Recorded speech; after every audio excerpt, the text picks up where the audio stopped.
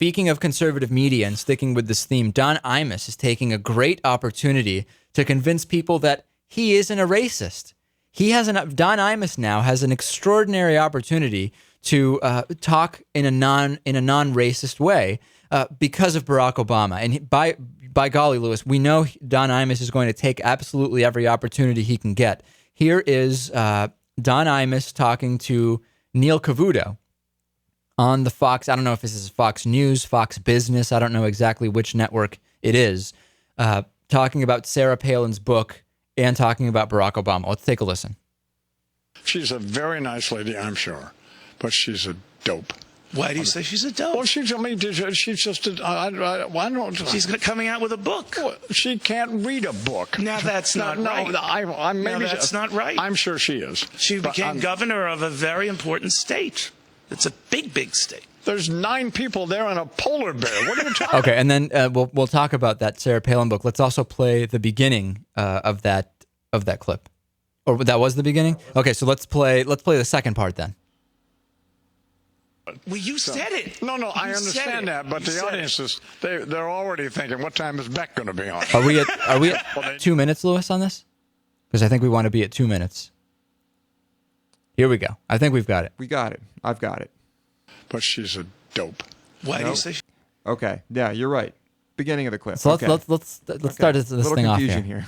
You're telling me, Lewis. Jeez. Well, he did not vote for President Obama, but is Don Imus having a change of heart? I want to talk to you a little bit about President Obama. And I'm a little unclear whether you like him, you dislike him, you like how he's leading the country, you don't. I'm not quite clear. President Obama, what do you think? I think he's fine. I mean, when he ran, I voted for McCain. But I thought, and I still think, that it's not the worst thing that ever happened to put a black face in the White House to show the rest of the world. And I thought it would be important for this country, I hate to employ this, what's becoming a trite phrase, race relations. So Don Imus taking what has developed here is fascinating. It's an opportunity for Don Imus to come out and look like he's not racist, which we know from his past, between calling Howard Stern's sidekick Robin Quivers the N-word in the hallways of NBC during the 1980s to the nappy-headed hose debacle that has led to him now even being on Fox Business.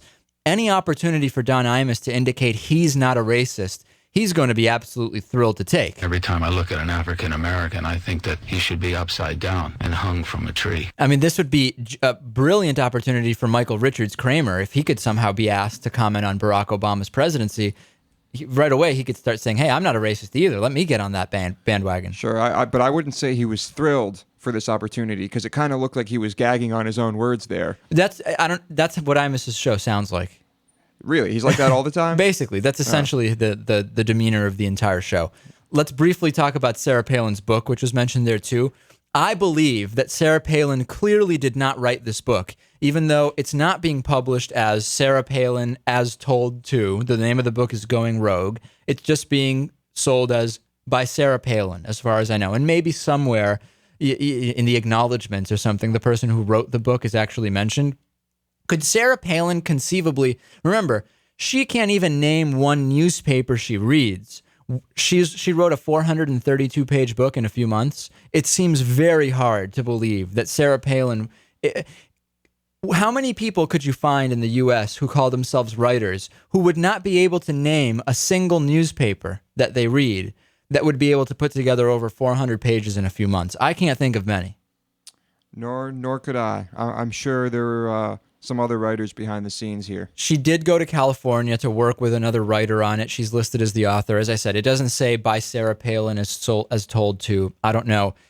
I won't be buying this particular book. If anything, I may download it as a review copy if I'm so lucky. Of course, I would never download anything illegally.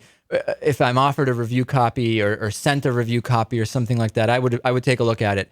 I'm sure you'd be able to tell within the first few paragraphs of the book if it was literally written by Sarah Palin. Right. And it would just be a matter of comparing it to the transcript of her I Quit speech. And It would become apparent very clear of course she would have an editor, but I think it would be very clear in terms of some of the language, at least, whether this is the real Sarah Palin or not.